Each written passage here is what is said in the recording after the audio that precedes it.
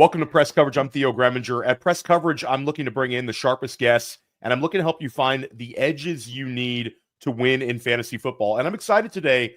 I have Mike Schopp on, and a lot of you watching on Player Profiler YouTube or listening on Player Profiler podcasts know Mike from The Deep End, the podcast he does with Adam Krautwurst, a top-notch podcast that provides incredible high-stakes fantasy football advice, some very strong redraft advice. You guys just do a great job. But Mike is more well-known for being one of the preeminent voices for Buffalo Bills football information. You can find him on WGR 550 in Buffalo.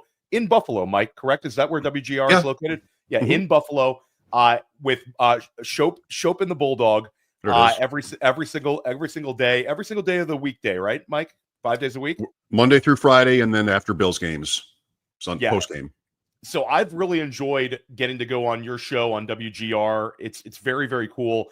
But you sort of have a unique perspective because Mike is a top-notch fantasy football player who's in the high-stakes streets, the best ball streets. If you want to find Mike during the summertime, you can probably find him with his head in his phone drafting on Underdog or drafting an FFPC draft. But then you're so connected to the NFL as well that I think you really have a unique perspective in this place, not only for Buffalo Bills information, where you're just the top guy I would go to for that anywhere, but sort of a perspective of like the NFL in general.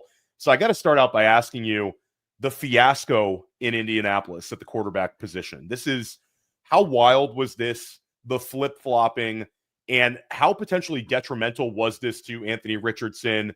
Or do you think that on the flip side, this could end up being something that maybe lights a fire under a young quarterback? Any way you cut it, it's sort of instability as a franchise was my takeaway. Your thoughts, Mike?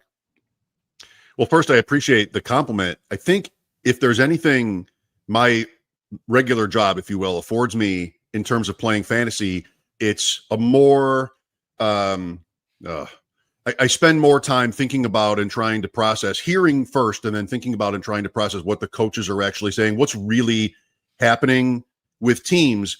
And I know many, if not all, really good fantasy players do the same thing, but I'm more exposed to that, even if I don't want to be. And then I try to figure out, so like, do I believe what this coach is saying? Because that's so key. If you knew what teams were really planning, if you knew Nico Collins, before I get to your question, last week was healthy, kind of, it felt like that was the case, but then he wasn't going to play anyway. I mean, that could have made your weekend a lot easier. Things like that. Well, let's actually push on that one because I love where you're heading there. Like you've been around this for a while and like very close to it. Would you, like when it comes to coach speak, when it comes to beat reporters, would you say that there's certain coaches that you trust more and certain beat reporters that you think are like what really, really like in tune with what's going on? Because I see both sides of the coin here where some people will say, there's certain beat reporters that just won't report what's going on, or there's certain coaches that are always sort of like lying whenever they get an opportunity. So you've been around for a while. It's sort of like the ability to sift through what's real and what's not. Is that kind of your takeaway here, Mike? Yeah, I'm not saying that I'm necessarily good at it. But I do spend a lot of time thinking about it. And I think a couple things. I think there are a small handful of team reporters that really do A, know things, and B, will tell you. I mean, that's pretty rare. We've been through it with so many examples, San Francisco and McCaffrey, and just like, where was anybody to tell us the truth when it came to that? McVay and we're trading Cooper Kupp. Oh no, we're going to throw the ball to him constantly, and we're giving you Puka. Like nobody had that. And I think the scam is that the national guys who tweet the big stories like literally 5 seconds apart at the same time, they know, but they won't say. Like Adam Schefter knows a lot more than he'll tell you. I mean, infinitely more than he'll tell you. He's just going to wait until it's almost too late for us. So that's a pretty hard game to beat, but it's worth it to try, I suppose. And in terms of Richardson, I have to say, I think everybody did, that it was going to be Joe Flacco. And were they just expecting to win in Minnesota or beat Buffalo? Like, and if they didn't, they were going to flip back? I don't know. I think that's a seat of your pants owner, just given whatever he feels on a certain day. And who knows if they don't flip back. I'm glad for it. I mean, we're all in fantasy glad for it in terms of Richardson, Dynasty, in terms of Josh Downs, redraft, high stakes, not necessarily, because everybody would rather have Flacco be the quarterback. But it breathes new life into Richardson's outlook.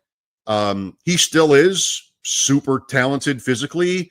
And if he can work out some of the growing pains in the passing game and the Colts are willing to let him do it without too much, stress and noise and everything else from the outside, then I think that's probably a net win for fantasy players. Do you want to start him this week at the Jets? I mean, not necessarily, but I'm glad to see them do it. Yeah, for me, it's Jonathan Taylor is the huge beneficiary.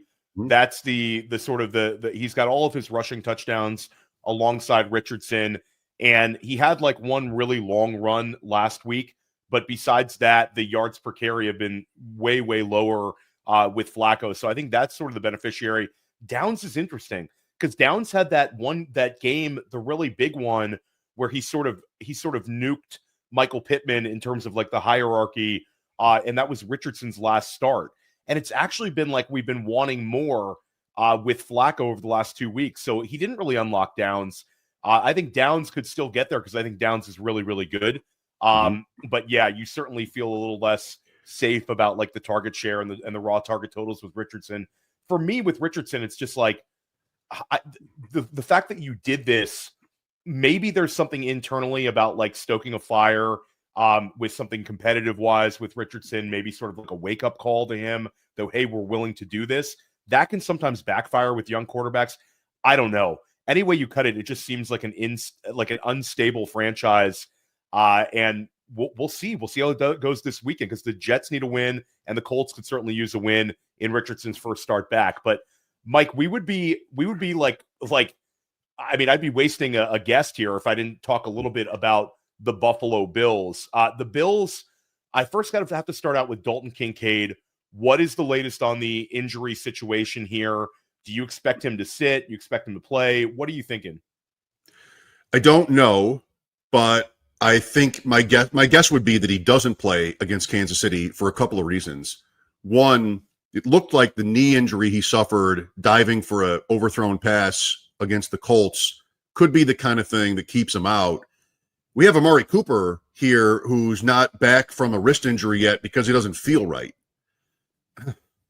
And now Kincaid went back onto the sideline, put a brace on after the injury happened in Indianapolis, and then he didn't feel right.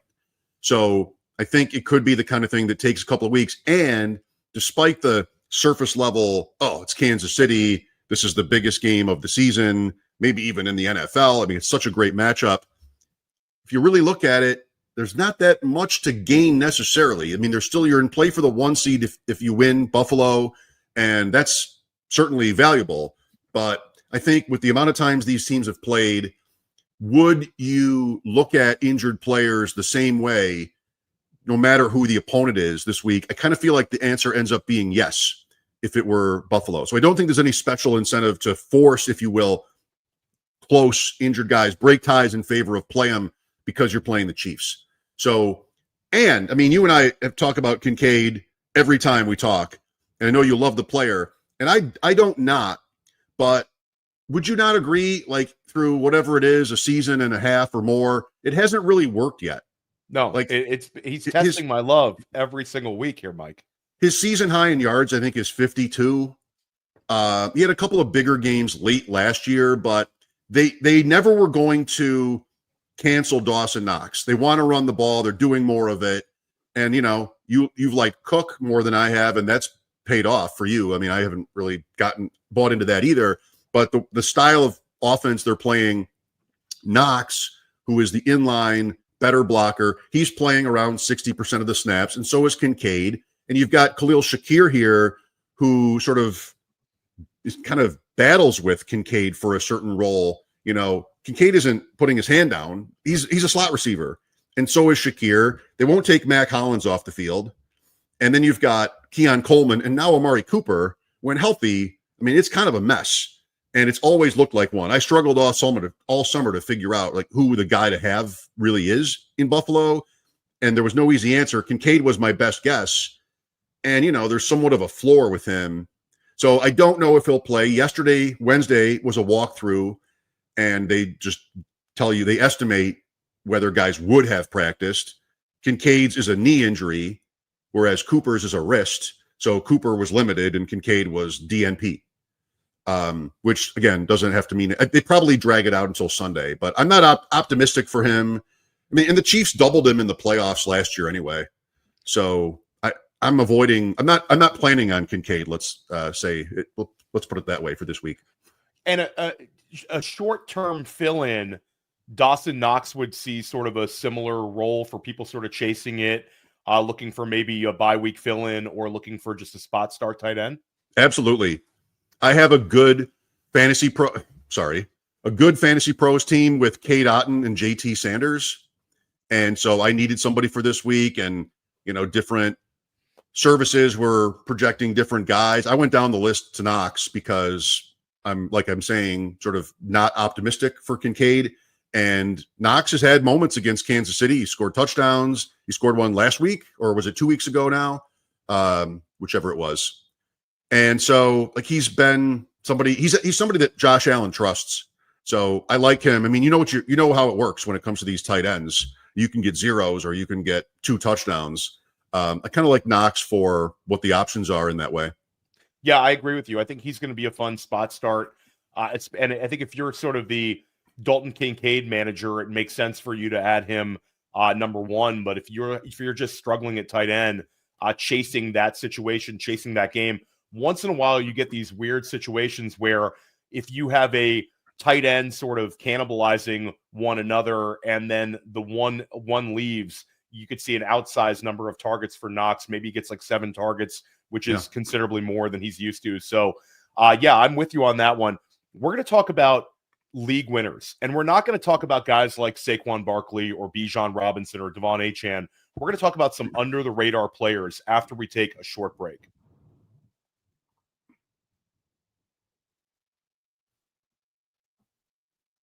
Hey, I know DFS may have peaked, but there are still hundreds of thousands of people to play and millions of dollars up for grabs every week. So let's put our hoodie on and let's talk about Player Profiler's DFS Dominator. It has a cash game optimizer that leverages the projections from Billy and Theo and Bradley and Evan and that Player Profiler AI engine to create cash game lineups that certainly have a high floor, but also give you that ceiling. Now, you've probably heard about the most powerful tool of all, our Lineup Genius. We know winning GPPs requires a completely different approach, which is why our Lineup Genius takes you through the process of selecting the quarterbacks in the juiciest matchups. Then it highlights the stacks and runbacks that are available, lets you pick the chalk level, lets you pick the level of correlation with a number of other proprietary settings available to you. Click a button and it generates hundreds of lineups to be imported into FanDuel and DraftKings. And it's just $45 a year, not a week, a year. So for that reason alone, if you play DFS, you'd be an idiot not to buy the DFS Dominator.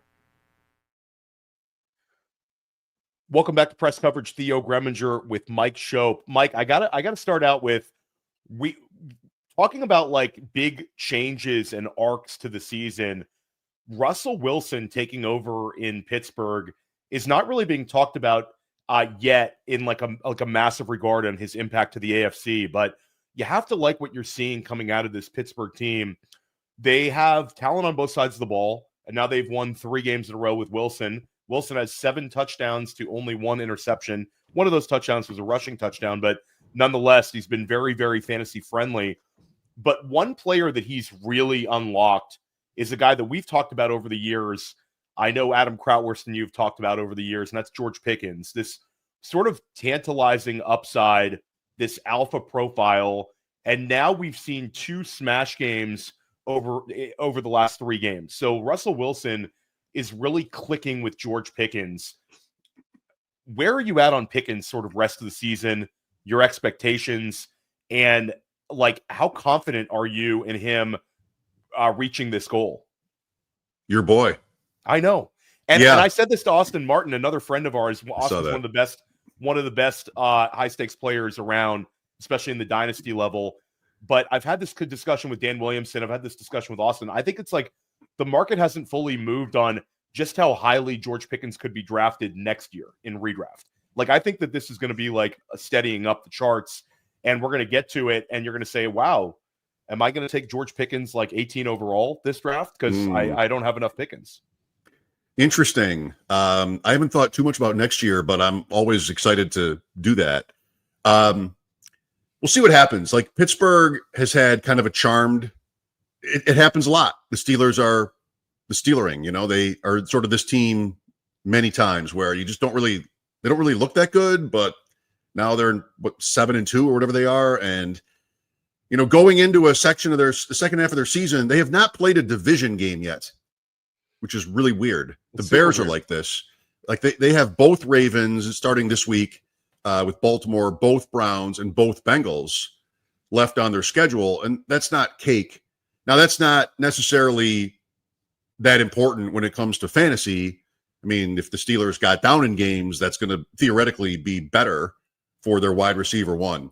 Pickens has always been there for the spectacular plays, and that's happening too. What you want to see is kind of like, if you will, a Deontay Johnson level of volume kind of mesh with that. And then you're talking about a fantasy asset like you're describing, where you want to be drafting him in the second round next year. But whether Wilson is back there really probably depends on what happens from here. We're still not late enough in the season to really know. What should the Steelers' thinking be when it comes to, you know, staying with Russell Wilson? It can't be just making the wild card and losing, because they were doing that with Mason Rudolph. Like, that was already kind of what their standard was. If they can go past that, if they can beat a Buffalo or a, you know, whoever, Indianapolis, Houston, AFC South, Kansas City in the playoffs, then, I mean, it's harder to move on from a guy like that. And I think that might be really big when it comes to forecasting Pickens' future. But he's already established himself as, he's already boom bust, and now you're getting a little bit more consistency. And going into next year, as you're asking, that puts him in a pretty good place, one that could get even better. I think for this week, he's a must start against a Baltimore pass defense that's been pretty bad. And, you know, we'll see what happens in these other matchups where they play Kansas City on Christmas Day. We're talking bad weather, Pittsburgh Steelers. I don't know how high the ceiling is for Pickens, you know, in that context, but it's looking good. Yeah, I think that you kind of nailed it with the AFC North games in the years past, and certainly weather. You know, you're up in Buffalo. You know, the weather can get you when you're not expecting it. And that's certainly the case in places like Pittsburgh and Cleveland. But the AFC North on paper, as long as weather's not a factor, those games used to be like slugfests, and it used to be low-scoring type games. When you think AFC North, you think sort of ugly football and defensive-minded football. Now it's like completely the opposite. Baltimore is a train wreck on defense. Cincinnati is a train wreck on defense in terms of points allowed. Both of those teams against Pittsburgh, you actually sort of like an over environment. I mean, this is probably the most excited I've been about a Pittsburgh-Baltimore game offensively in quite some time. So I think that actually is going to be beneficial to Pickens to be in that division. Yeah, that's a great point. I have had this, quote joke for years that every Pittsburgh-Baltimore game is 16-15. I mentioned that we have Ross Tucker on our show every Tuesday. I mentioned that to him yesterday, kind of showing off. It's like that. Everybody says that. So, so much for my bright idea. But you're right. I mean, the total for a Baltimore-Pittsburgh game on November 17th is 48.5. That speaks to the Ravens offense too, being so efficient, but also the fact that you're right. I mean, Baltimore's pass defense, it's weird to think about the Ravens as sort of lower tier when it comes to this, and the Bengals too, if not also the Browns. The Browns get all this credit for having a great defense. It's okay. And by late stage 2024 season, who knows what their incentives are. That's one thing, maybe we'll get to this later, that's really an interesting challenge and maybe is different this year in trying to figure out sleepers and what's to come. You have, I think, 5 2-win teams in the NFL and then 6 at 3 wins, or the other way around. There are 11 teams at 3 wins or fewer. And nobody likes to talk tanking in football. In other sports, it's more sort of freelance.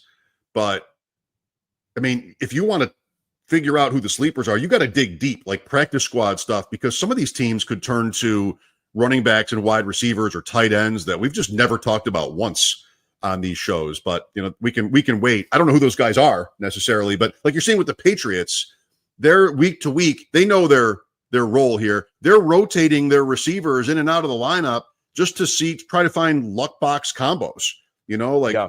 They kept Bourne out, who would not ever be like not one of their top three, but they just kept him out because they've got young guys and they want to see what it looks like.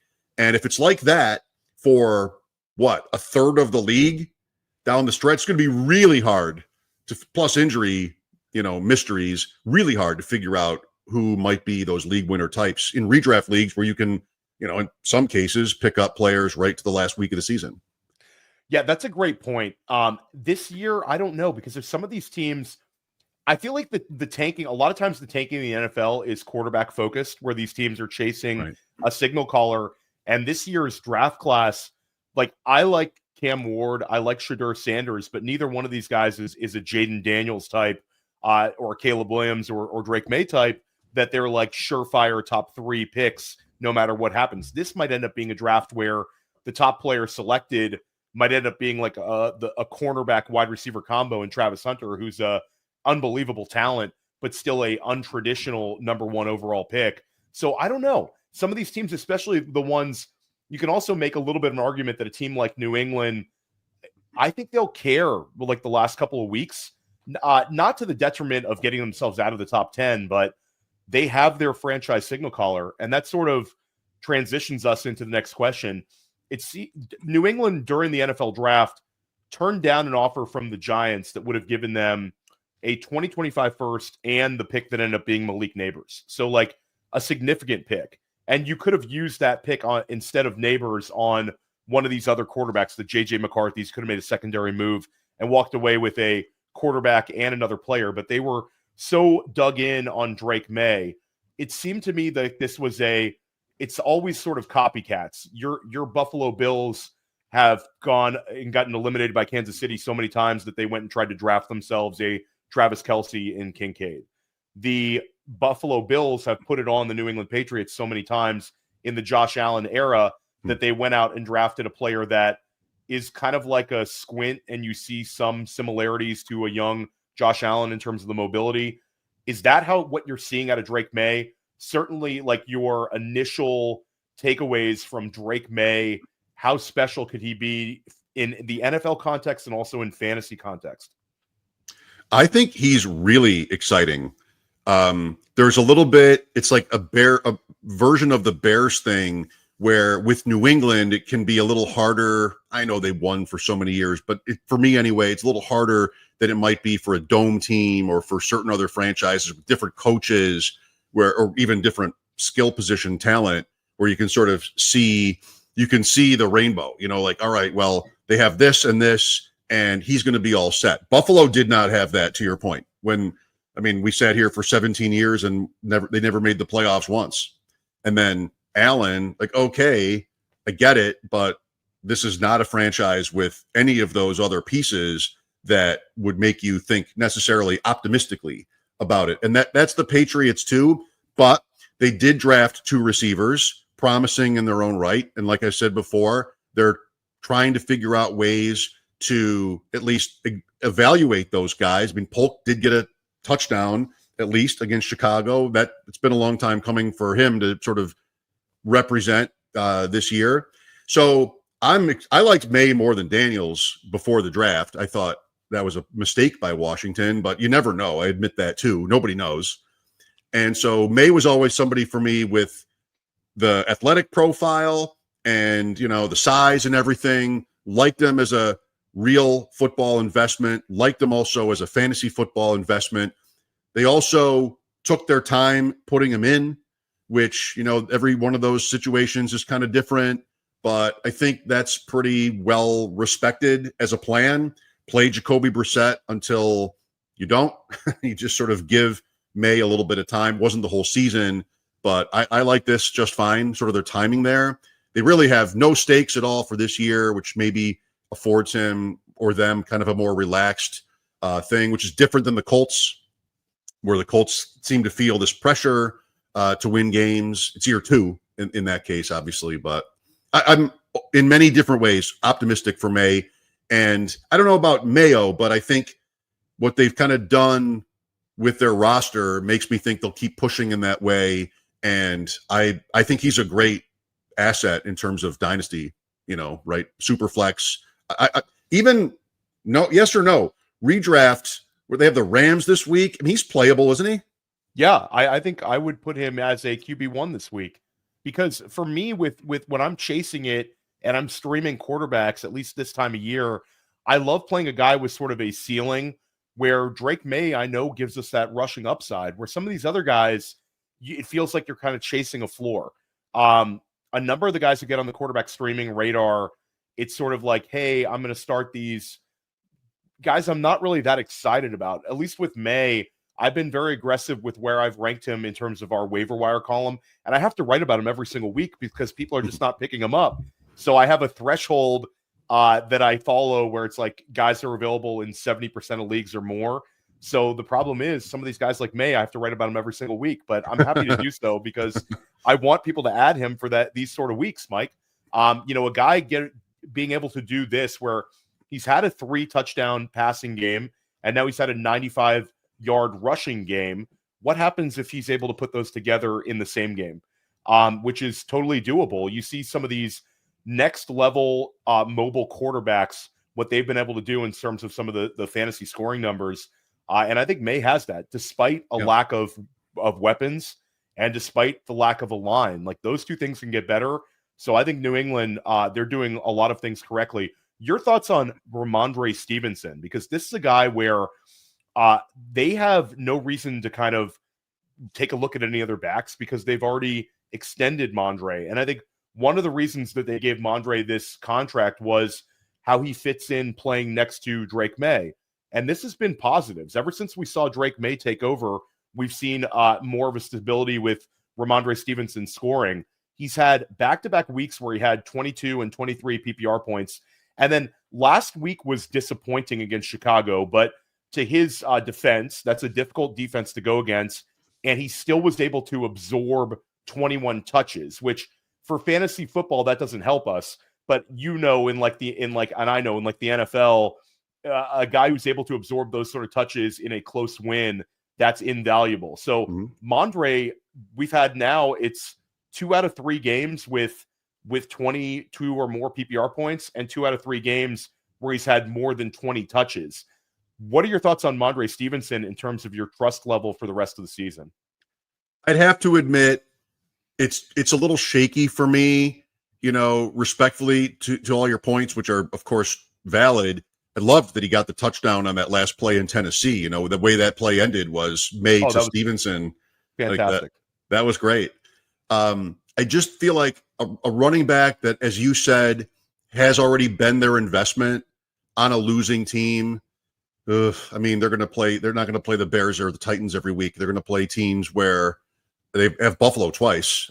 That's including week 18, but still, they're going to play teams that put them in game scripts where Stevenson catches the ball, and that's okay. If I were the Patriots, I'd want to be, I guess this was last year too, where something gets tweaked and then it's all right, bubble wrap. And so I have plenty of him, dynasty and redraft in a couple spots where he's important to my future here this year. But the way that so many other running backs have really smashed and held up, even older than Stevenson, just kind of reduces the value of having him. If you didn't have that year, if you had the year most of us expected, where some of these older running backs just didn't hold up to the punishment, and that could still change, that could still happen. But the story this year in fantasy, or one of them, is how that has not happened. And the Connors and the Mixons and these guys, Henry and Barkley, have all just sort of been fine and great. So Stevenson doesn't end up being quite the payout that he could have been had that not. He could have seemed like somebody that, if only we'd done that. But nobody talks about him because all those other guys are still on the field. They never miss a snap. So what happens going forward depends on health. And if Maye really does progress here pretty rapidly, then maybe they're not in losing game scripts. Maybe they're keeping up with better teams. And because Stevenson is capable as a pass receiver, that could work out fine. He's not somebody I'm looking to trade for, at all. But if I've got him, he's usually starting, and fingers are crossed. Yeah, I think you sort of nailed it. It's a player where if you have him, you're happy about it. I would say that there's a little context with trading for him. It all depends. I mean, certain running back utility. But one player who could sort of affect the early scoring of all these old guy running backs sort of dominating fantasy football is another old guy running back.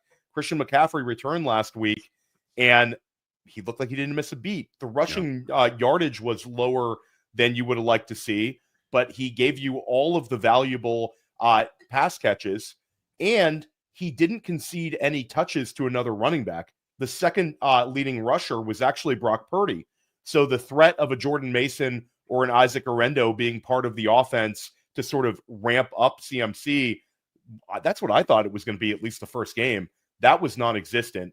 Your thoughts on CMC and sort of CMC teams that have treaded water, Mike, are now suddenly dangerous for the rest of the season in our fantasy leagues. Oh, yeah. Right. And I don't think I have one of those. I have a couple of McCaffrey teams that are just dead. Dan Williamson and I have a dead NFFC Christian McCaffrey team that would have been really good if he would have done this for us week one. Yeah. Right. Like Jalen Waddle, Devontae Smith, or something like that, in the 2-3 turn. Just they're not treading water; they're dead in the water. But dead in the water.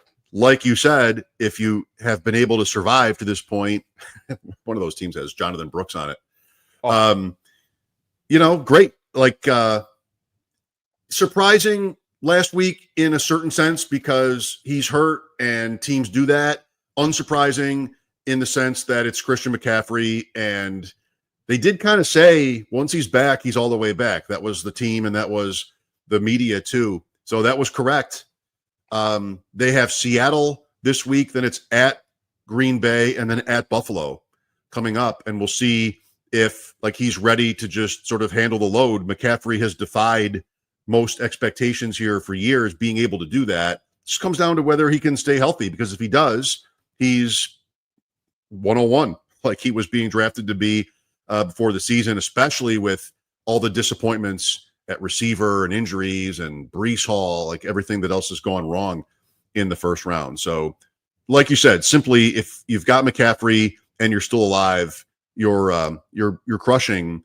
Adam and I are trying to trade for him in a dynasty league and trying to figure out, well, do you want to give a first for McCaffrey? And I was more willing to do that, I think, than my partner. But look, I mean, there's money on the line. You're close. You could pick up him for a draft pick. Go for it. I mean, Adam's a little bit of a dynasty purist, Mike. If you're unwilling to give up the first for CMC right now, if you have a contender, and I get it, it's sort of like the anti-dynasty to go and get a 28-year-old for your valuable first-round pick. But at the end of the day, CMC is CMC, and money is money, and titles are titles. And you can kind of pay for the next couple of years with one dynasty championship. Right. So that's sort of the way I'm looking at it. I've seen some obscenely high buy high offers on CMC over the last week in dynasty. And then I've seen some very low ball offers. I think people are valuing him multiple, really all over the scope in terms of how they're viewing having CMC. Because I think some dynasty managers with CMC have a losing record. They have no hope of making the playoffs, and they really need to get rid of him because he's an older asset and, like you said, could break down. Then on the other hand, there's teams that look at him like this is a foundational piece and he's going to be fine next year. So if you're going to trade me for him, you better pay what you would have paid in September. It doesn't really matter that he missed games. We're here now. So I don't know. It's a very interesting one for dynasty perspective when it comes to CMC. Let's talk about a couple of running backs that have broken out. And I love looking at the season in terms of like splits and in terms of context of what people have done recently, instead of I think it's really a kind of a poor process if I'm in week 11 to just say this guy's averaged this many points per game. For some of the blue bloods, that matters. But for the sort of breakthrough guys, I love seeing what they've done the last 4 games, the last 5 games. because a lot of times with younger players, I feel like that's the direction that the team is headed. Let's first talk about Tyrone Tracy. This is a player that was a very interesting profile, day 3 pick, older running back, was a converted wide receiver. He's had 22, 17, and 19 touches over his last few games, and he's got touchdown scores in 2 out of his last 3. And sort of, it's not just the stat accumulation, but it's sort of the eye test. He's this big, athletic, bursty back who just exudes fantasy-friendly type scoring numbers over the years. Your thoughts on Tracy, your enthusiasm for him, even in a not-so-good offense? Pretty exciting. He's been explosive, like somebody that has broken big runs for the Giants, which is, obviously great for us. There's probably a quarterback change happening there, which may or may not mean a philosophical change. Like what Daniel Jones, I think his biggest fault is that he just won't sling it. And to be as erratic as he is without taking chances, if you will, that is just such a losing equation. Drew Lock's reputation is erratic, but we'll throw the ball, and I think that's good for Neighbors probably, or even Slayton. And, if their offense is better, that won't be a problem for Tracy, who's definitely their number 1 guy at this point. Maybe you get sort of a different kind of workload for him, more red zone maybe, but what their offense was so bad, and Tracy was kind of bailing them out a little bit, which is a great sign for him. I mean, a very exciting dynasty asset for sure.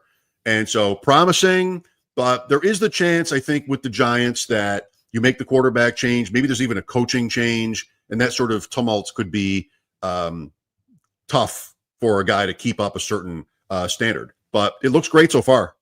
Yeah, and I think that the devil's advocate for the Drew Lock also could maybe unlock Tracy as a receiver, because we had that game in week 6 where he caught all those passes against Cincinnati, and that was sort of like that. It's actually amazing that was a Bengals game when you see that with the numbers that everybody's putting up and the Bengals are putting up recently, but that was sort of like a extremely low-scoring game. The Bengals end up winning it, but Tracy had 6 receptions for 57 yards. And after that one, people are like, okay, here we go. This is going to be Tyrone Tracy catching a bunch of passes, but it's actually been the rushing yardage and the rushing touchdowns that have propelled the fantasy scoring. So maybe Drew Lock could come in there and make him a guy that's catching 3-4 balls a week. That's sort of, for me, that's a profile where former receiver, he looks good catching the ball. Let's get the ball in his hands in space and see what he can do. And for us as fantasy managers, that could be wheels up. Love it. Let's stay with the Bengals. Chase Brown. This has been another one sort of breaking out where when we're talking about guys who could affect leagues, the Bengals have their bye week in week 12 during bye-mageddon when there's 6 teams on bye. So there'll be a chance for Chase Brown to get some rest. But we've now seen 20 touches in back-to-back games. He's had 26 points and 22 points over his last 2 games. This guy is really starting to do it. Zach Moss is on the IR, and Khalil Herbert, at least in his first game, was nothing more than an insurance policy. Now, that could change, but it doesn't seem like Herbert's ever going to reach a Zach Moss-like touch share in this offense. Your thoughts on Chase Brown? Really exciting year 2 player. Yes. It was one of the more interesting offseason debates, I thought, is like where the Bengals would turn. And for a while, it was sort of justified that it was a good debate because they were using both guys and no clear winner. But Brown emerged, got more of the workload, then Moss got hurt, and, off to the races. So excited about the player. He was a guy in college that could handle big volume, so I'm not worried so much about durability when it comes to him. I think he's another one where it depends on whether Cincinnati can stay in it. They're a team that is kind of just like on the edge when it comes to Higgins and Chase and their incentives here down the stretch. They go to the Chargers on Sunday night at 4-6.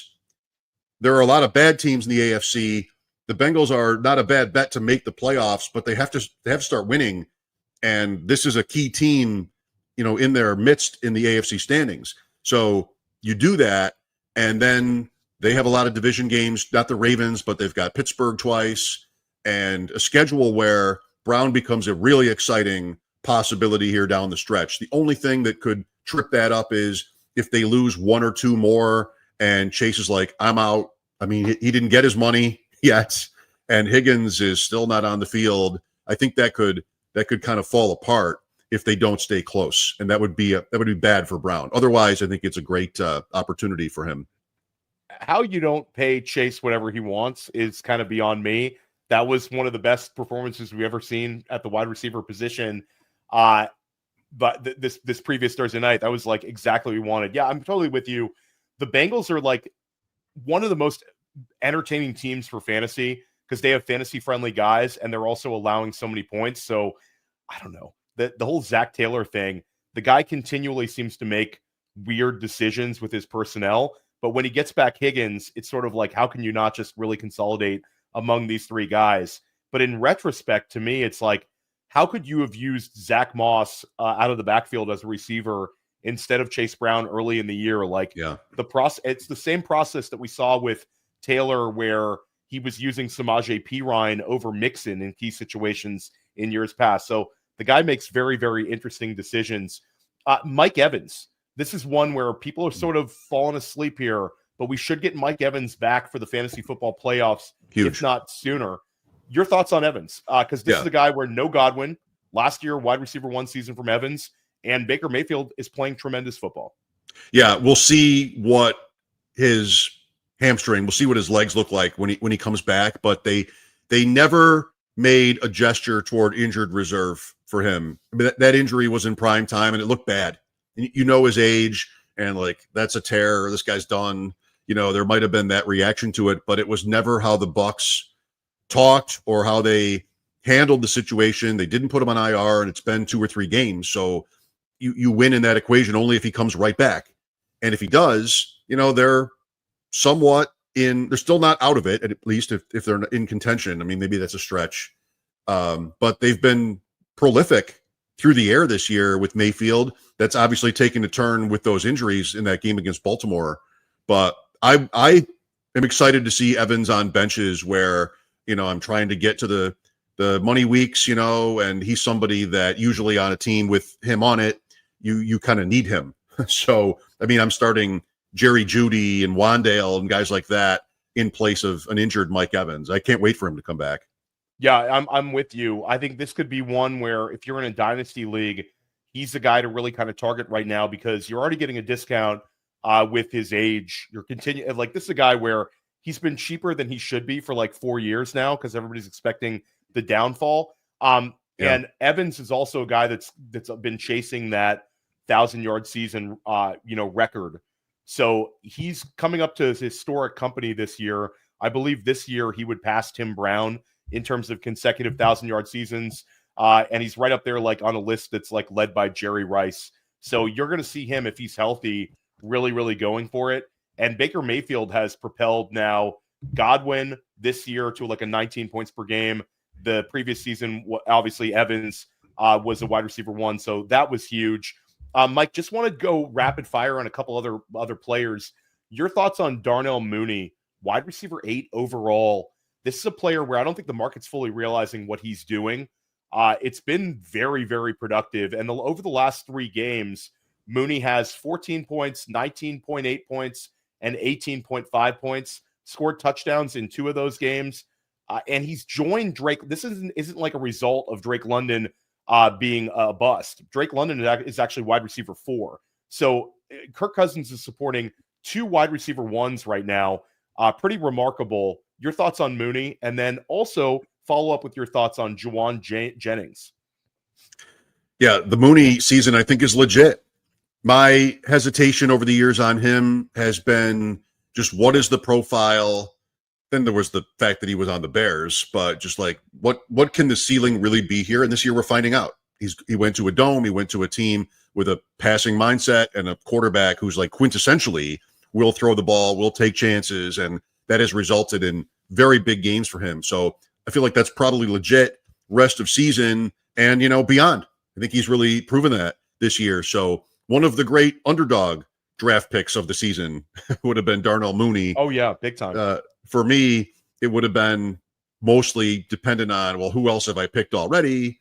But I was in on the Falcons, and so that's gone pretty well overall, and for him, very well. Jennings similarly looks to be set up, to maybe even give you what Ayuk was giving last year, something like that. It's kind of happened so far. They're throwing the ball to him, and you've got Debo, who's always in and out when it comes to health, and Kittle is hurt. Maybe he plays. McCaffrey, of course, is back, but that didn't slow Jennings down last week. So those are both interesting names, I think, especially in a trade context right now, because you might have, teams in your league that are housing these guys that aren't good, or they might just not feel the hype when it comes to them, and they could be good pickups. They should be. I've been trading for both those guys. I know I traded for them in a league that we're in together, but I feel like it's sort of like people keep feeling like the ball is going to drop when it comes to Mooney. It's similar to Adam Thielen last year, where Thielen was this wide receiver 1 at this point in the year, and everybody was like, yeah, but, it's going to tail off. But the difference is Mooney's not like old in the classic sense. Right. He's a veteran, and it's his first year on this team. I feel like there's a lot of juice left for Mooney.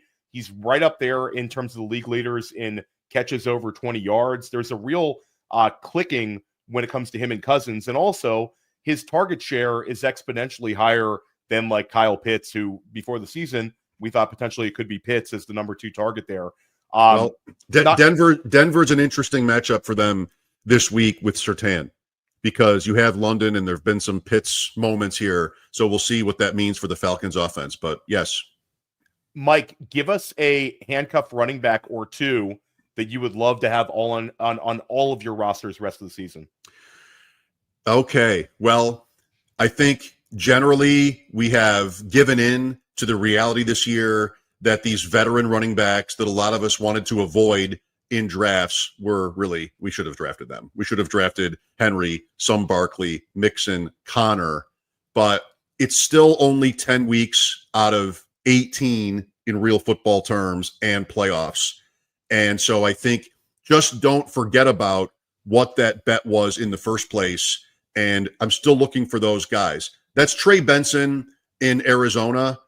These are not players, you said handcuffs. So these are not players who you can really expect to start without an injury, but injuries happen. We're getting toward Thanksgiving, and you can't just assume that they won't, which is sort of inside out from how we were looking before the season, which is more like you can assume that they will. And so I think he is one. I think, there's one deep dive guy that I've always liked this player, and the backfield is in a little bit of flux. That is Chris Brooks with Green Bay. They have Jacobs, who's got some nagging thing. They've had Emmanuel Wilson, who's okay. Marshawn Lloyd has not been able to stay healthy, but he's starting to practice now. And then I think Brooks is kind of good. So that's a deep roster stash. You're not going to have to bid $2 for him. You can probably get him for $1 or $0, depending on your league.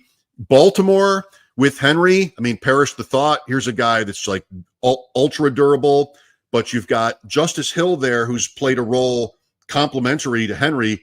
I still like Keaton Mitchell. I think he's somebody with real juice, and he's back on the team now. They haven't needed him yet, but can catch the ball, explosive plays. He's another one where I think there could be some potential. And then Houston, with all the workload Mixon is getting, and that's kind of a screwed up offense. I guess it's Pierce, Theo, still, even though he's been hurt too, but that's a risky bet. I don't know who the guy should be. It's probably not Agumbawale. They traded Akers. So I think Pierce is kind of the default if Mixon just can't handle it. He's also somebody like Henry that's been very durable over his career. Yeah, I love where your head's at with some of these deeper sleepers. I think a lot of people are going to give you the Bensons, the Charbonnet. A lot of those guys are just already rostered. Right. But as you've seen, you never know when we get these sort of running backs that pop towards week 13, week 14. Teams start having different motivations. Chris Brooks has been a guy that's always sort of had a hive. He was a guy that a lot of Miami Dolphins fans were really into in terms of how he looked in the preseason. He's got size. He's not like a burner, but he can move. And interesting profile. Bounced around to a number of teams now. But I love where your head's at. Love the Keaton Mitchell call. Mike, let everybody know once again. I gotta get Mike off here because Mike is actually going to go on Which radio station are you going on today, Mike? They just moved. It's the Chiefs flagship, 96.5 maybe it is in Kansas. I'm sorry that I don't know, but it's the Kansas City Chiefs flagship station. I'm doing in 15 minutes to preview Chiefs Bills. I've got, as you mentioned, very kindly, the Deep End podcast with Adam Krautwurst, which goes most Tuesday nights. We've been busier in the offseason than during the regular season as we talk drafts and do a lot of live drafts. I do Matthew Collar's excellent Purple Insider podcast on Wednesdays, previewing the Thursday night football game and talking fantasy. And I've got another announcement coming up that I can't share yet. The big one is my regular 3 to 7 shift WGR Sports Radio 550 in Buffalo, and then Bills postgame as well on the Odyssey app, AUDACY. It's free. He's Mike Schopp, and Mike is everywhere. I can't wait to hear that announcement whenever you're ready to announce it. As soon as we're done, I'll tell you. I highly recommend the Deep End, and stick with us here at Press Coverage. I'm going to try to grind out an episode every week until the fantasy football playoffs. We're going to help you win your league this season, and make sure you smash that like button. Make sure you're downloading the podcast. We'll see you soon.